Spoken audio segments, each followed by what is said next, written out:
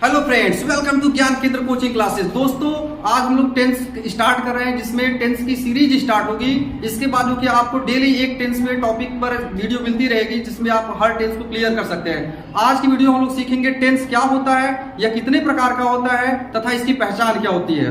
तो दोस्तों, आप जो कि मेरे चैनल को सब्सक्राइब कर लीजिए। आज से हम लोग जो सीरीज स्टार्ट करें, इसमें टेंस की सीरीज चलती रहेगी, पार्ट 1 पार्ट 2 करके। उसके बाद जब टेंस कंप्लीट हो जाएगा तो हम लोग स्टार्ट करेंगे active voice and passive voice. उसके बाद स्टार्ट किया जाएगा डायरेक्ट एंड इनडायरेक्ट स्पीच। तो दोस्तों, चलिए स्टार्ट करते हैं वीडियो।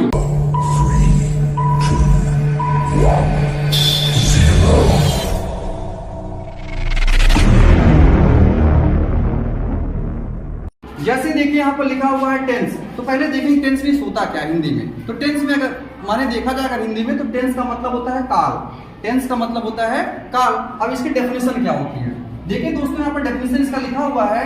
डेफिनेशन इसकी है, tense is that form of a verb which shows not only the time of an action but also the state of an action और इवेंट। इसका मतलब होता है कि टेंस जो है वर्ब का वह रूप होता है, वह फॉर्म होता है जो किसी एक्शन के टाइम को ही नहीं रिप्रेजेंट करता है, बल्कि उस एक्शन के स्टेट को भी बताता है या दिखाता है। तो दोस्तों, यह होता है टेंस। क्या करता है वो टेंस जो है, एक्शन, किसी एक्शन के टाइम को ही नहीं रिप्रेजेंट करता है, बल्कि उसकी अवस्था को भी बताता है कि किस अवस्था में है वो एक्शन, जो काम हो रहा है किस अवस्था में है।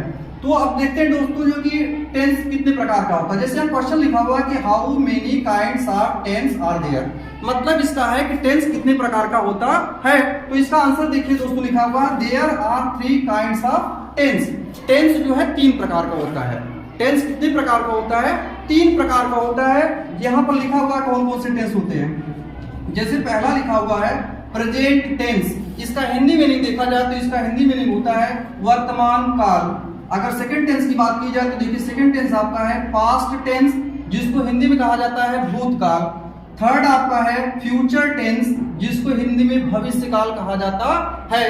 अब दोस्तों, हम लोग सीखेंगे कि ये जो तीनों टेंस हमारे हैं, present tense, past tense, future tense, इन तीनों टेंस की पहचान क्या होती है। पहले सबसे यही देखेंगे, अगर कोई वाक्य दिया गया, कोई सेंटेंस दिया गया हिंदी का, तो हम पहचानेंगे कैसे कि हमारा प्रेजेंट टेंस का है, कि पास्ट टेंस का है, कि फ्यूचर टेंस का है। तो दोस्तों, चलिए देखते हैं हम लोग इसकी पहचान क्या होती है। तो हम लोग पहले देखेंगे प्रेजेंट टेंस की पहचान। सबसे पहले प्रेजेंट टेंस की पहचान देखेंगे। तो इसकी देखिए पहचान में लिखा हुआ है, जिन हिंदी वाक्यों के अंत में, अगर कोई हिंदी का वाक्य दिया गया है तो उसके आपको अंत में देखना पड़ेगा, यानी कि लास्ट में, उस हिंदी वाले सेंटेंस में।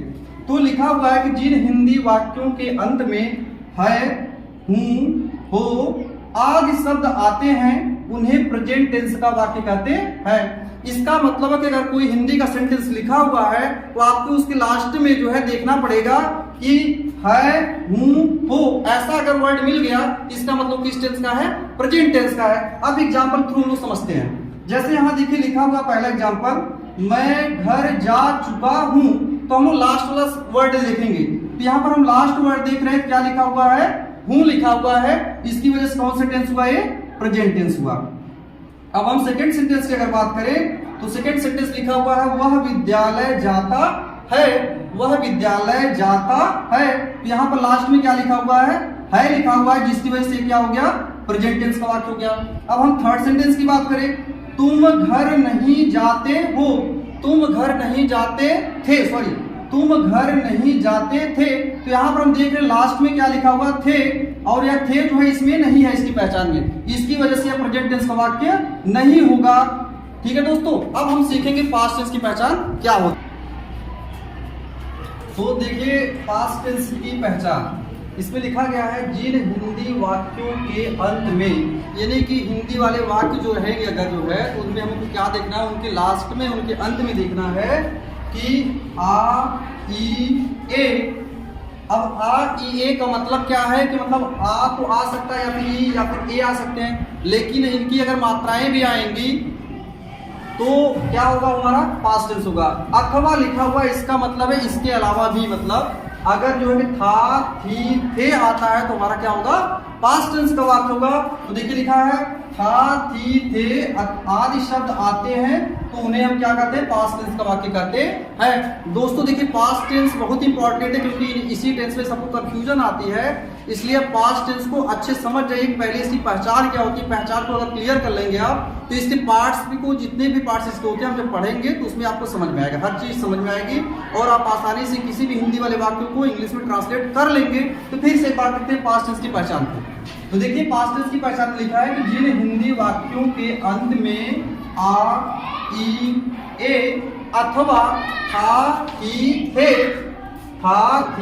थे आदि शब्द आते हैं उन्हें पास्ट टेंस का वाक्य कहते हैं। अब हम देखेंगे एग्जांपल के थ्रू इसको जो क्लियर करते हैं। तो चलिए देखते हैं दोस्तों एग्जांपल को। जैसे पहला एग्जांपल लिखा हुआ है, वह विद्यालय गया, वह विद्यालय गया। तो यहाँ पर देख रहे हैं कि यहाँ पर क्या लगा है, आ की मात्रा लगी हुई है। तो आ की मात्रा लगने की वजह से क्या हो गया, हमारा पास्ट टेंस का वाक्य हो गया। देखिए आ की मात्रा ये होती है ना दोस्तों, तो इसकी वजह से क्या हो गया, हमारा ये हो गया हमारा पास्ट टेंस का वाक्य। अब सेकंड से एग्जांपल को देखा जाए, यहाँ लिखा हुआ कि वह पानी नहीं पी, वह पानी नहीं पी। तो यहाँ पर आप देख रहे हो क्या है, ई की मात्रा लगी हुई है। किसकी मात्रा है, ई की मात्रा लगी हुई है, जिसकी वजह से भी किस टेंस का वाक्य हो गया, पास्ट टेंस का वाक्य हो गया। अब देखते हैं थर्ड से एग्जांपल को, क्या वह बाजार नहीं जाती थी, क्या वह बाजार नहीं जाती थी। तो यहाँ लिखा हुआ थी, तो देखेंगे आप इसमें लिखा हुआ है था, थी, थे अगर आता है तो भी हमारा क्या होता है, पास्ट टेंस का वाक्य होता है, जो भी हमारा पास्ट टेंस का वाक्य हो गया। अगले एग्जांपल को देखिए दोस्तों, मैं दिल्ली में रहता था। यहाँ लिखा हुआ मैं दिल्ली में रहता था, यहाँ लास्ट में क्या है, था है, इसकी वजह से क्या हो गया, ये पास्ट टेंस का वाक्य हो गया। फिर अगला एग्जांपल है, वे सिगरेट नहीं पीते थे।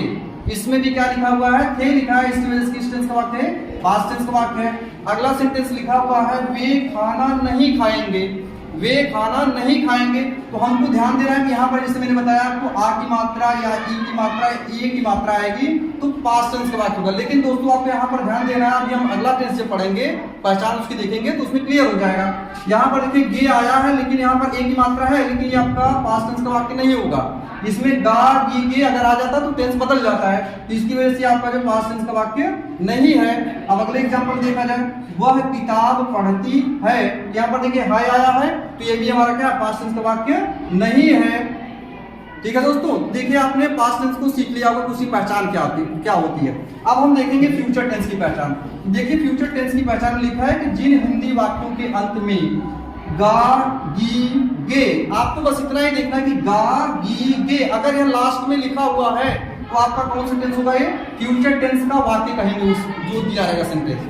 तो चलिए देखते हैं एग्जांपल को। जैसे एग्जांपल में लिखा हुआ कि वह विद्यालय जाएगा, तो यहाँ पर आपको लास्ट में क्या मिल गया, लास्ट में गा मिल गया, इसकी वजह से किस टेंस का वाक्य है, फ्यूचर टेंस का वाक्य है।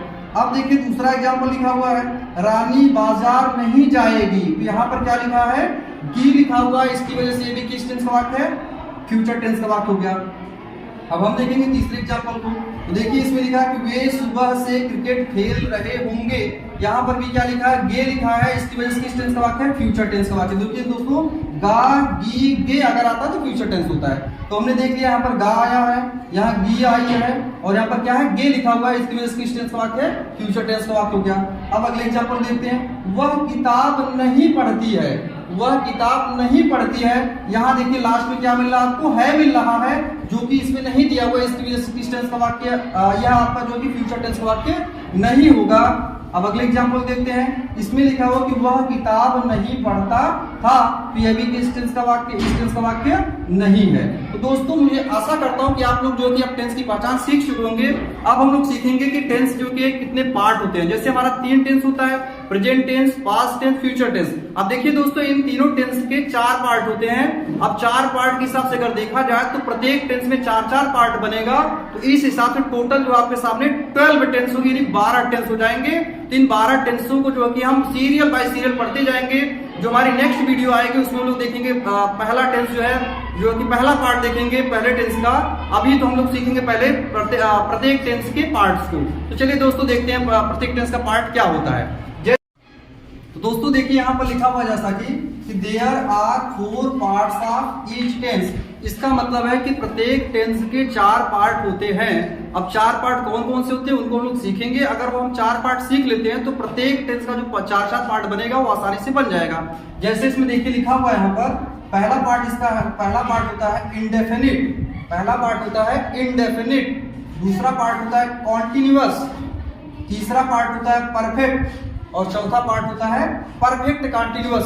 दोस्तों अगर आपको ये चारों पार्ट आसानी से लर्न कर लेते हैं आप जो है, तो इसके हिसाब से जो भी तीनों टेंस हमारे मेन वाले टेंस है उनके पार्ट्स जो बनेंगे आसानी से आप लर्न कर सकते हो। करना क्या होता है कि इन जो पार्ट्स हैं चारों ये पार्ट इंडेफिनिट, कॉन्टिन्यूअस, परफेक्ट और परफेक्ट कॉन्टिन्यूअस, इनको करना क्या है कि उनके साथ में ऐड करते चले जाना है। चलिए दोस्तों इस तरह से अगर हम देखें जो है चार पार्ट के हिसाब से, तो लिखा हुआ है कि 10 there are 12 tenses. It means इस तरह से जो है कि कुल मिलाकर हमारे पास कितने टेंस हो जाते हैं, 12 टेंस यानी 12 टेंस बन जाते हैं। चलिए हम पार्ट्स को देख लेते हैं प्रत्येक टेंस के। जैसे यहाँ पर लिखा हुआ है 3 कॉलम बनाया गया, पहले में लिखा हुआ है पहले कॉलम में प्रेजेंट टेंस, दूसरे में आपका देखेंगे तो लिखा हुआ है पास्ट टेंस और तीसरे में लिखा हुआ है फ्यूचर टेंस। तो दोस्तों देखते हैं हम लोग प्रेजेंट टेंस में। प्रेजेंट टेंस के अगर पार्ट की बात की जाए तो आपको करना क्या है, जैसे प्रेजेंट टेंस है तो आप प्रेजेंट पहले ले लीजिए, उसके बाद इन चारों पार्टों को साथ में ऐड कर दीजिए तो आपके 4 पार्ट इसके बन जाएंगे। जैसे देखिए लिखा हुआ प्रेजेंट इंडेफिनिट टेंस हो जाएगा यहाँ पर प्रेजेंट इंडेफिनिट टेंस। इसका दूसरा होगा प्रेजेंट कॉन्टिन्यूअस टेंस, तीसरा होगा प्रेजेंट परफेक्ट टेंस और चौथा आपका बन जाएगा प्रेजेंट परफेक्ट कॉन्टिन्यूअस टेंस। तो दोस्तों आप समझ गए होंगे कि ये जो आपका लिखा हुआ है इंडेफिनिट, कॉन्टिन्यूअस, परफेक्ट और परफेक्ट कॉन्टिन्यूअस, ये चारों पार्ट ही लिखे गए यही वाले, बाकी तो यहाँ पर क्या लगाएगा प्रेजेंट लगा देगा। ठीक इसी तरीके से अगर पास्ट का रहेगा तो उसमें हम पास्ट लगा देंगे, बाकी चारों पार्ट लिख देंगे। तो देखिए दोस्तों पास्ट टेंस का, तो पास्ट टेंस में अगर हम देखें तो पहला पार्ट है पास्ट इंडेफिनिट टेंस, दूसरा पार्ट इसका है पास्ट कॉन्टिन्यूअस टेंस और तीसरा पार्ट है पास्ट परफेक्ट टेंस और चौथा पार्ट आपका लिखा हुआ पास्ट परफेक्ट कॉन्टिन्यूअस टेंस। ठीक इसी तरीके से फ्यूचर टेंस का भी होता है। फ्यूचर टेंस में अगर हम देखें तो इसके पहला पार्ट होता है future indefinite tense, future continuous tense, future perfect tense और चौथा पार्ट बनेगा फ्यूचर परफेक्ट कॉन्टिन्यूअस टेंस। तो दोस्तों आपको समझ में आ गया होगा कि इसको कैसे आसानी से लर्न कर सकते हैं। आपको अगर जो कि ये चारों पार्ट अगर लर्न है तो आप इस हिसाब से जो है कि तीनों टेंस का अलग अलग बना सकते हैं और इस हिसाब से अगर आप देखें तो कुल मिलाकर 12 टेंस बनेगा। तो दोस्तों आप जो कि इसके बाद जो मेरी वीडियो आएगी लगातार वीडियो आएंगी, जो सीरीज रहेगी, ये पहली वीडियो, इसके बाद जो वीडियो आएगी उसमें हम लोग पढ़ेंगे पहला part present indefinite tense. Present indefinite tense का पूरा डिटेल पढ़ेंगे।